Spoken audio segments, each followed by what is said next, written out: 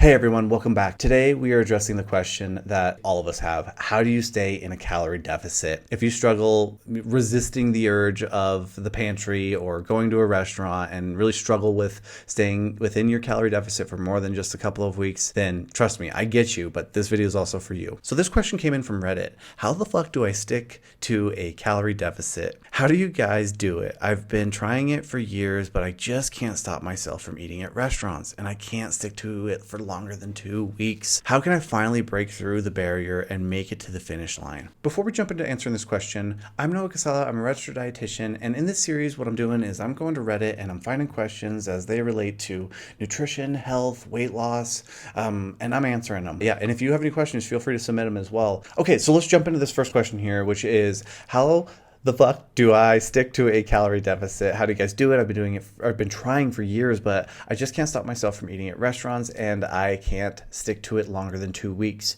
How can I finally break through the barrier and make it to the finish line? Let's see what the first person has to say.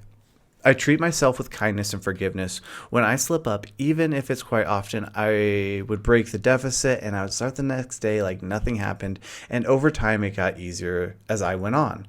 I started tracking my slip ups as well. And I was surprised when a few times it didn't go over my weekly calorie budget. It takes time, but consistency is key. This is such a great point here. Having that little break of being like, okay, yesterday was yesterday. I can move on with today. Like when we think about it, yeah, sure. When you're in a deficit, the goal is to be like in a minor deficit day after day and let that compound over time and let that be the trigger or the pendulum for your weight loss. So, right, it's like, okay, you need to eat 2,500 calories per day. So you eat 2,000 calories per day to lose weight instead, and so you're eating 500 calories per less, and that over time is going to cause that weight loss. So like if you have one mess up day even after 2 weeks, like what's that, 14 times 500?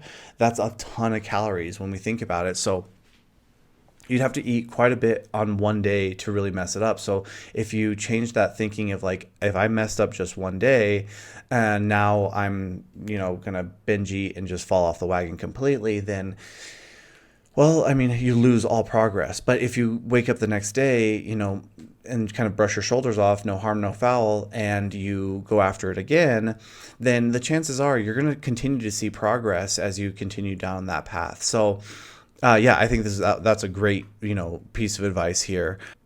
I know I'm fucking hungry. I just want to eat, especially out. I think there's something to this here. Is like, right, you're restricting calories, so you're probably eating at home. You're probably eating, maybe not as appetizing foods. I'm not a professional chef, and sometimes my meals, it's definitely tasty to go out. I'd have to say when we do go out to eat, yeah, it is more flavorful. It is more calorically dense. It is typically higher in saturated fat. It is typically higher in sodium. So even when we do go out to eat, and if that's the only option that we do have, like portion sizes are massive. Everything's massive. So we do have to be mindful of that. Let's see what this person says. So more water and wanting to look hot and your stomach will shrink when you eat less. Gets easier. Plus is the biggest cheerleader. My boyfriend's the biggest cheerleader. Helps a lot. So when we look at actual goal setting and like successful weight loss, like the vanity metric, the actual like just weight loss for the sake of weight loss, or that it doesn't seem to be as a motivating a factor as something like compared to like a health goal. So if you have, let's say you're overweight, but you also went into the doctor and had high blood pressure or a high A1C, like the chances of you actually making that goal happen is going to be much more likely than just relying on a vanity metric like weight or your kind of look. So, I mean, I don't think that's the best advice, but I don't know, whatever gets, I mean, if that's something that moves you forward, I can't say it does or it doesn't. So only focusing on calories. Ate the food I generally liked and cooked at home. Let yourself mess up. I like this. I like these, this, right? So just like we were alluding to earlier, right? Focus on daily calories. That's what really is going to matter most. If you can manage to stay in that budget, regardless of what you eat, you're good to go. I ate food I generally liked and cooked at home. Honestly, this is such a big piece. DoorDash and takeout were a huge enemy. Even if you're trying to calorie count, it adds up fast. Cooking at home allows me to eat recipes. Seriously, like there's a study that I was reviewing that looked at, and it was titled restaurant meals. The average restaurant meals are a day's worth of calories, saturated fat, and sodium. So it's so true that like just eating at home and not eating out at restaurants is the biggest weight loss hack ever, because you're reducing your overall caloric intake on average by a ton, especially if you eat out several times per week. I ate foods I genuinely liked. I think that's really important here. So like finding ways that you can incorporate and make foods that you really enjoy that, can be healthy and that can become like some go-to meals for yourself that you just have on rotation at the house. And that way you're not so reliant on going out to eat every time you need a meal as well. So let's see what else they had. Let yourself mess up. I want to read this piece. So don't worry about falling off the wagon, so to speak, and eating out. You just don't have a system yet. That's a really good point. That sets you up for success. You need change. You need changes that are easy to make so that it won't require effort to stick to. And if you go out, no big deal. Just count it with your calories as you would any normal meal, and just try and stick to places where the very least you can have a relatively realistic calorie count for your meals, even if it's 2,000 calories. I mean, that's great advice. Let yourself mess up. Don't worry about it. Create a system. I mean, there's so many nuggets here. I'd say, yeah, the system piece I think is so important, right? Developing systems, having a handful of recipes that you can go to, that you know how to cook, you know how to grocery shop, you know where they're at. Like it's just a simple system that you've developed to ensure that you have some, go-to meals that cover your bases. That could be a great system here.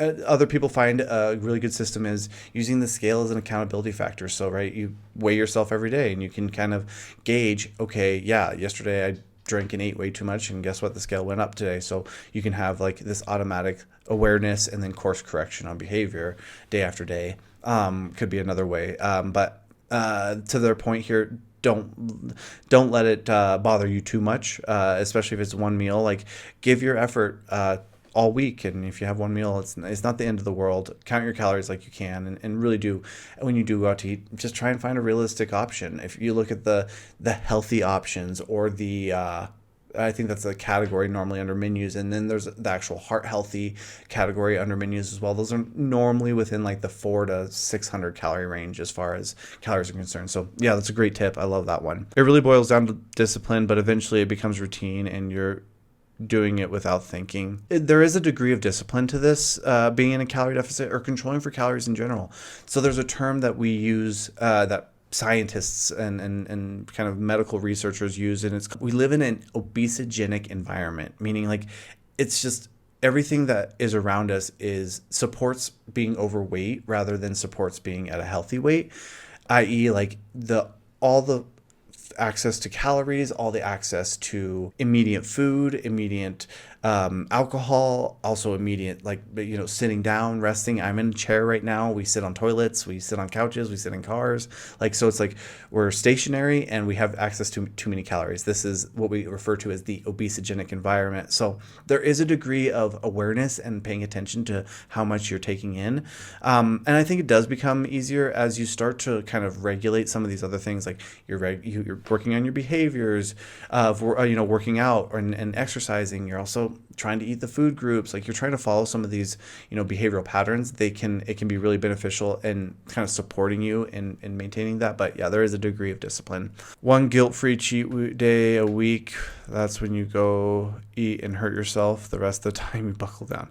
I really don't like cheat days, right? It insinuates a negative connotation that you're cheating on a diet. Like, this is what you eat. The food that you eat on a cheat day is keeping you alive. There's nothing cheating about that. But there might be something to this idea of like cycling calories. So like maybe you're not nosediving all the time and just like plummeting your calories and bottoming them out, but rather you're spending some time in a deficit and then some time at maintenance and then some time in a deficit and some time at maintenance. It could be like 1-2 weeks at calorie deficit, a full week, maybe even 2 weeks at calorie maintenance, another 2 weeks at deficit, 2 weeks at calorie maintenance. And during this period of time, you're just really monitoring your calories and trying to stay within that energy budget. That could be a way to do it too. So, yeah, definitely not cheat days, but you could definitely have higher calorie days and lower calorie days. Definitely. What we're going to do from here is we went through a few of these. Let's talk about some actual strategies that I'll give you here. So how the fuck do I suggest that you stay in a calorie deficit or stick to a calorie deficit? There are a few components that I'm going to suggest here for sticking to a caloric deficit. Each one kind of has its own purpose and play, but we'll bring it together at the end. So first and foremost is don't be too aggressive with your calorie deficit. It's a mistake that I made even just with my last calorie deficit. So I'm in one right now. And the story is essentially what happened was I roughly need maybe 32 to 3,400 calories per day to maintain my weight. I'm about 5'11", I'm about 210, 215. And so what I did was for my deficit, instead of eating 32, maybe 3,400 calories, I dropped them all the way down to 2,000. So I shaved off almost, let's call it 1,200 calories, maybe 1,300 calories as my deficit. That was going to be what I thought I could maintain for a couple of weeks, and then I could have a diet break in between. And man, I am telling you, holy smokes, the third day I was starving. Fourth day, starving. I made it the 2 weeks. That was my goal, was to make it 2 weeks. And then I did a diet break after. I was so hungry. I overshot that diet break. It was total rebound. And then I'm finally back into a deficit. I'm now week 8. So we've worked through quite a bit since then. But nonetheless, to this point is like, don't be too aggressive with this. Like lesson learned on my end, thinking I could overcome that. Definitely not. So like I said, instead, I'll use the example again. So instead of doing that maybe 2,000 calorie diet where I was 1,300 calories in the hole, I did something a little bit more reasonable. I set my calories to about 26, maybe 2,800, and made sure that I'm including all the foods that I need, so I'm just not as hungry, which we'll get to in just a minute. But yeah, so that's my example here. Don't be too aggressive. Shave off a few calories. Get into a place, into a groove where you can get pretty comfortable. You're not so limited that you can't even go out to a restaurant if that is the option.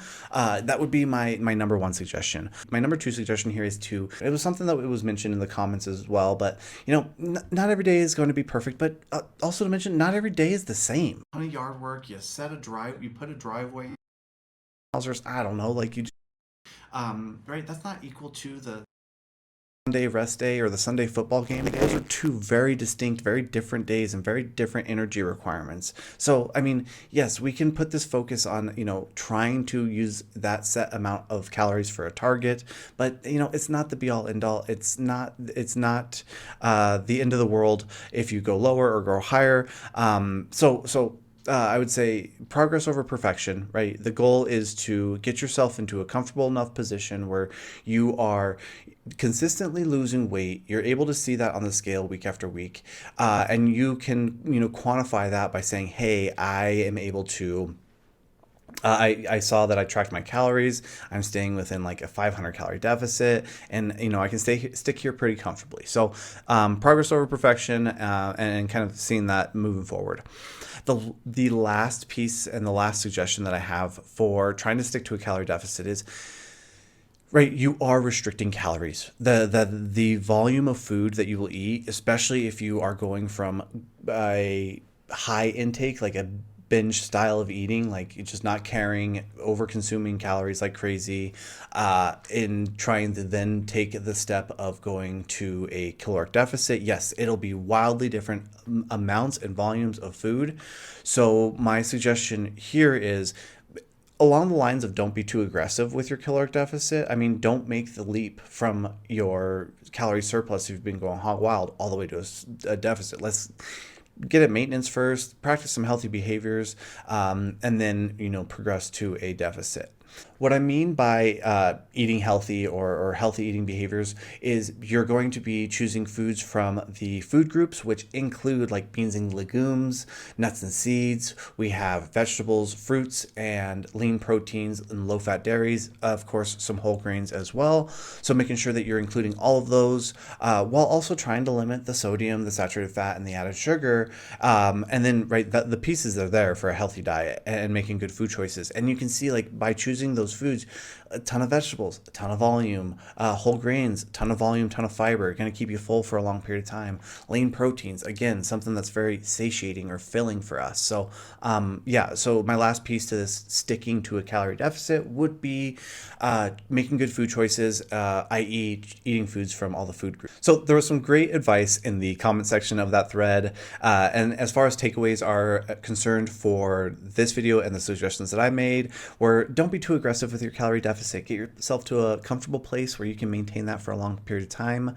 And know your motivation is going to be pretty high in the beginning. So don't do anything too drastic that, you know, your future self in 2 to 3 months is going to be kicking you for. So with that being said, really focus on progress over perfection. It's about getting a little bit better every single day, and just stacking those wins over time. Finally, making sure you're making good food choices so that you are getting enough of the nutrients that you need that keep you full, that keep you running healthy, and all those other pieces. So I'm really going to encourage you, if you liked something and you got something out of this video, please give this video a thumbs up so that it can help others find it as well. And if you've got a question, comment, or thought, please leave it down below. I look forward to getting back to you.